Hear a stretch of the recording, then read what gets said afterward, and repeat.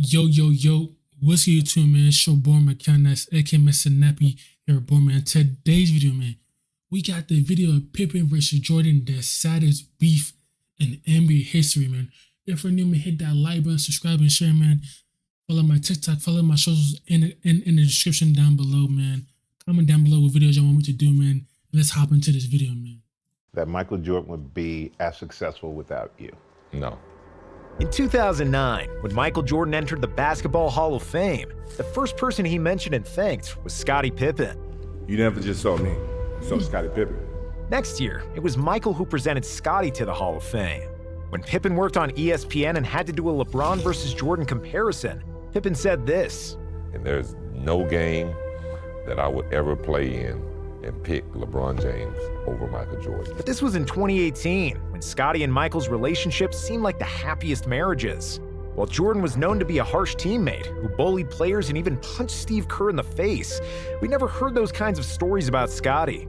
And then came the pandemic, and the sporting world stopped. He has just tweeted within the past 2 minutes that the NBA is suspending the season. Deprived of anything to cheer for, Netflix offered a 10-episode salvation for all sports fans. It was The Last Dance, a long-awaited documentary about the last season of The Last Dance was a debut documentary. The Last Dance is a debut documentary. the Bulls dynasty, with behind-the-scenes footage nobody had ever seen before. And when the documentary came out, that's when Scottie's and Michael Jordan's relationship started to change. See, The Last Dance wasn't really a basketball documentary. It was more like basketball was just a means to an end, and where historic NBA events were used to tell a preset narrative. And that narrative was to glorify the cult of Michael Jordan and his place as the basketball GOAT. The Last Dance presented basketball in a way that can be understood by non-basketball fans and casuals. It was directed in a way that puts an individual over a team, which is not surprising, considering that director Jason Hare needed Jordan's approval to make the film, and that Jordan's presence in the film was conditioned by his control over the content. So he's saying that Scottie was jealous of the documentary. They're showing like more of like MJ more than him. If I'm being honest, Scottie did help MJ get them rings though, if we're being honest. Without Scottie, it's like, would he still win them 6 rings without Scottie? And Scottie was what? A 3-and-D guy, he can shoot the 3 and he was a good defensive player too? Last Dance minimized the roles of Jordan's teammates, not properly explaining that MJ had by far the best supporting cast in the NBA. He did. He did. MJ did have the best supporting cast at the time he won them 6 rings, but nobody will talk about that. Even they will not talk about that. Nobody will talk about that on First Take. They don't want to talk about that.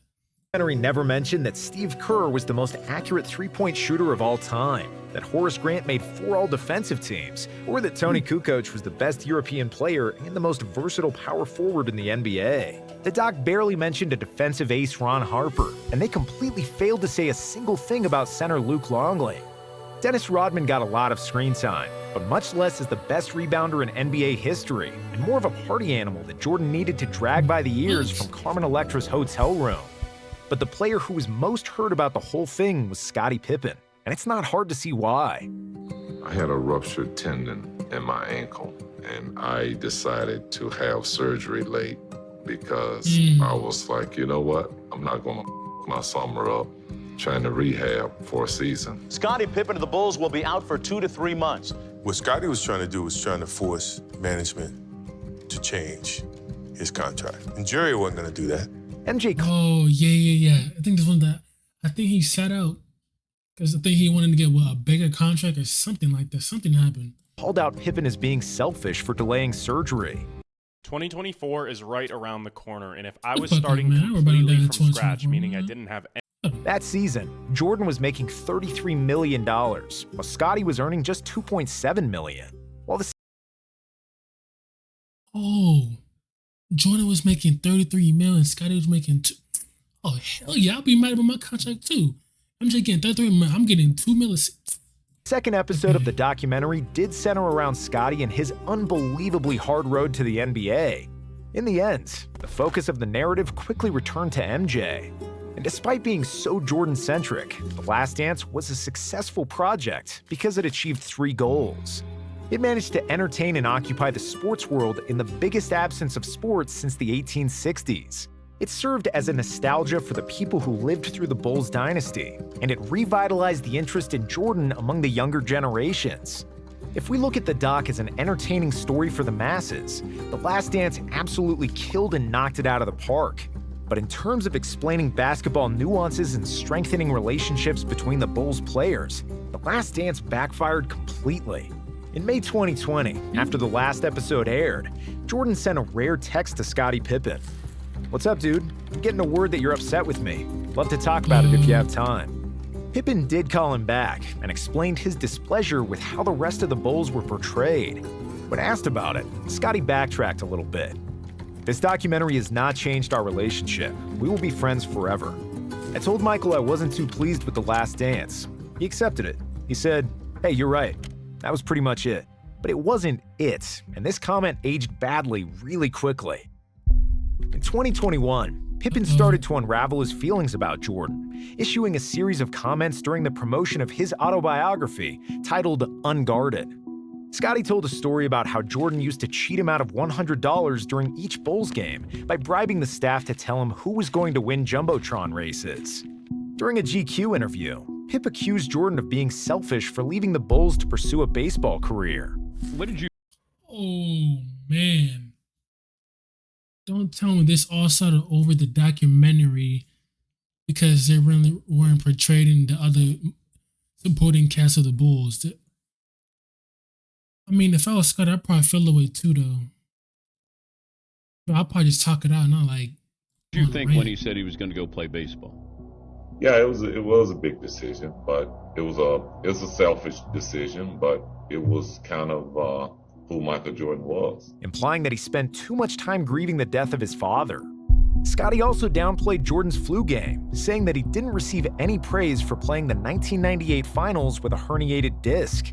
But the biggest criticism about Jordan the player was when Pippen said that the Bulls didn't win 6 rings because of MJ, and that they did it in spite of him. Seeing again how poorly Mickal treated his teammates, I cringed, as I did back then. We didn't win 6 championships because he was tough with the guys. We won in spite of his bullying. We won because we played team basketball, which hadn't been the case my first 2 seasons when Doug Collins was our coach. In his book, Scottie also changed his perspective on the LeBron versus Jordan debate. I may go as far as to say Mike ruined basketball. In the 80s on the playgrounds, you'd have everyone moving the ball around, passing to help the team. That stopped in the 90s. Kids wanted to be like Mike, and Mike didn't want to pass. I mean, that is true. The 90s kids did want to be like Mike. That is true. But Mike was just a scorer, though. Scorer and a good defender, too. Didn't want to rebound or defend the best player. He wanted everything done for him. That's why I always believed LeBron James was the greatest player this game has ever seen. He does everything and embodies what the game is truly about. Do you know the U.S. Solar Company's nasty little... This ad, man, I hate these ads. The rest of the book was even more critical about Jordan and The Last Dance, saying that every episode was the same.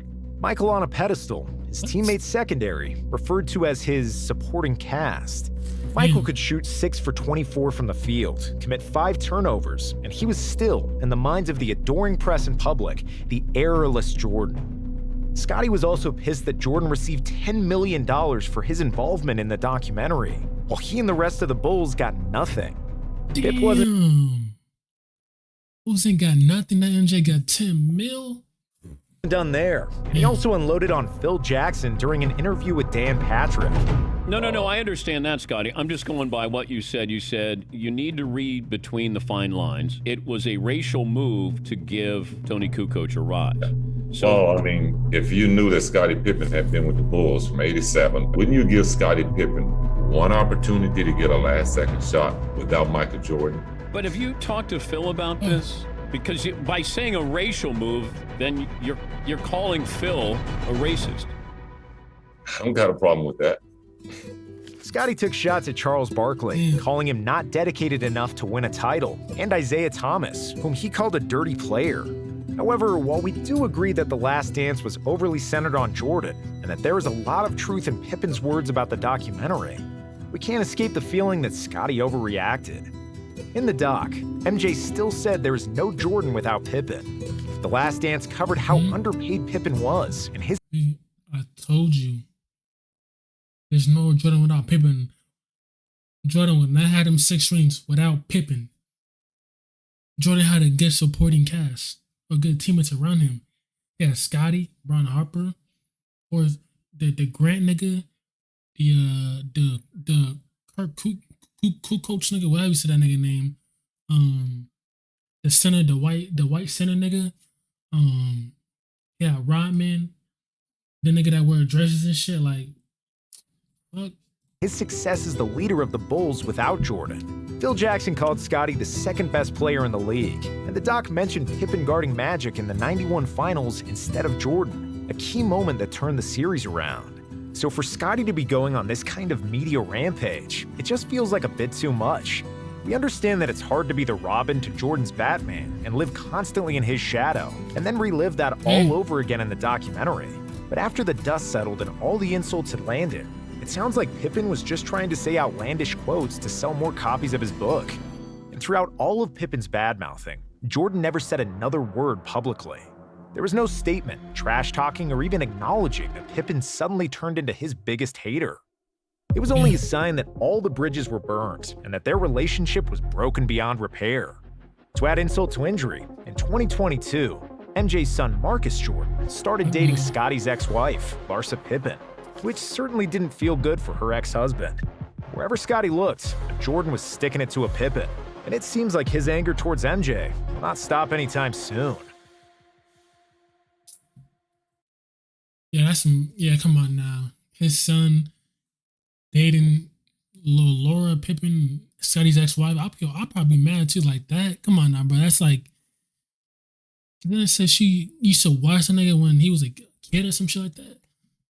Hey, but that was a good video though, man. But hey, look, man. Like I said, man, it's been your boy Mickal, man. Comment down below, subscribe and everything with what y'all think. I'm out.